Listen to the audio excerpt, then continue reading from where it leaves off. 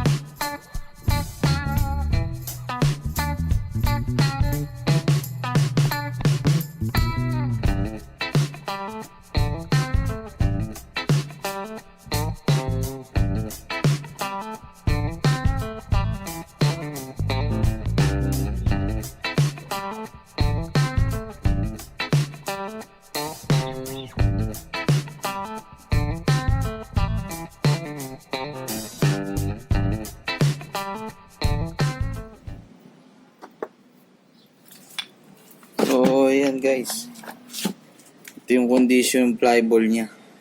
So hanggang ngayon ganun pa rin naman yung itsura niya, kasi compared nga doon sa mga ordinary flyball, iba yung shape nito.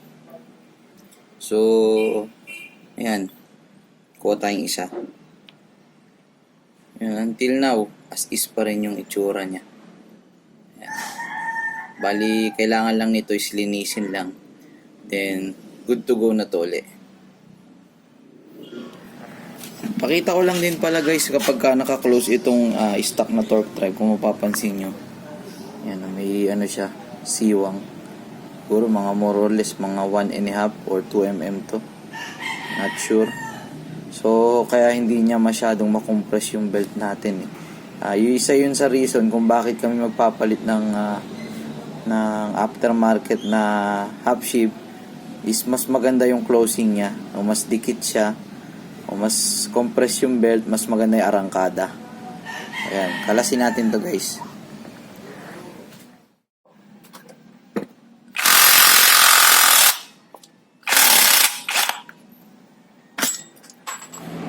So, ayan guys, bago natin baklasin itong torque drive at ikabit yung aftermarket na half sheave, susukatan muna natin yung close and opening nitong stock para mai-compare natin dun sa aftermarket. So, sa close, ayan, sukatan natin.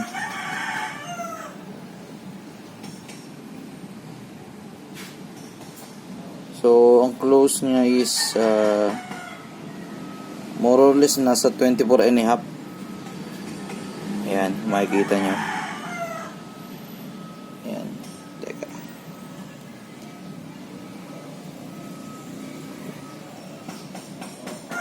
Ayan, mga more or less nga, mga ganon. 24 and a half to 25.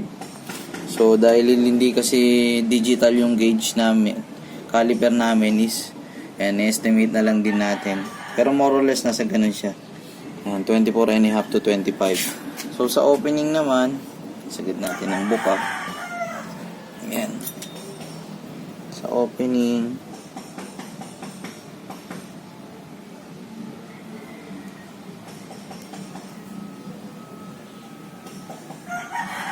ayan, mga more or less nasa 42 and a half. 42 and a half. Ayan. Ayan, makikita nyo yung caliper natin. Ayan yung sukat nya sa opening. So, estimated 42 and a half to 43. So, ngayon, ikabit naman natin yung aftermarket na half sheave para ma-compare natin dito sa caliper.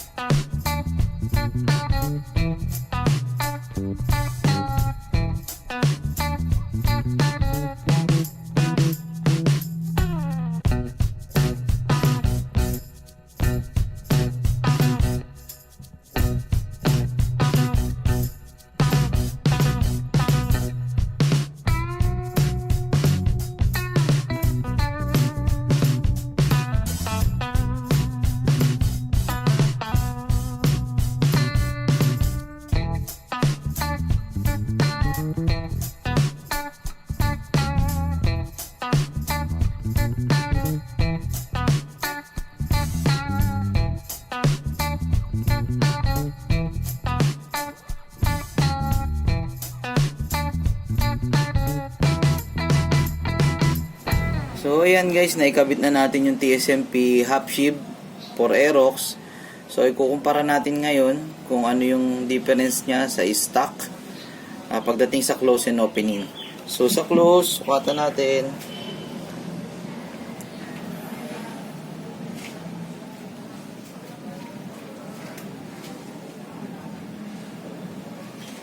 So, nasa 23 and a half. So, pagdating sa stock, 1 mm yung difference niya pagdating sa close. Then, sa opening naman, sagad natin ang open.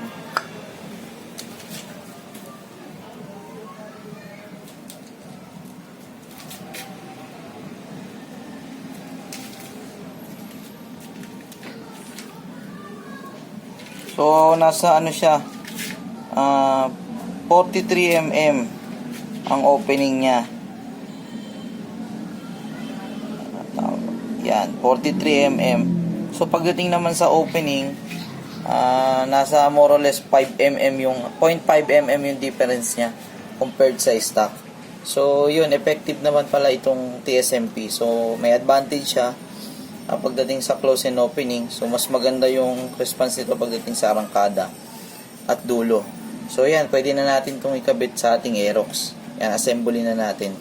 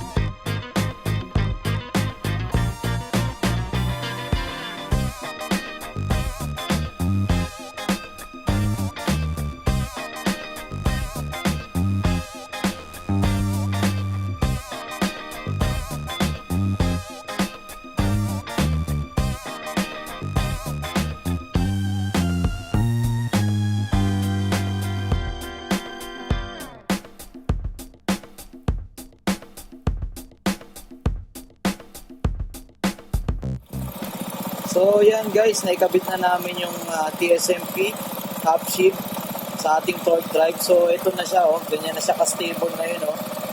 Ang ganda na nung play ng belt natin.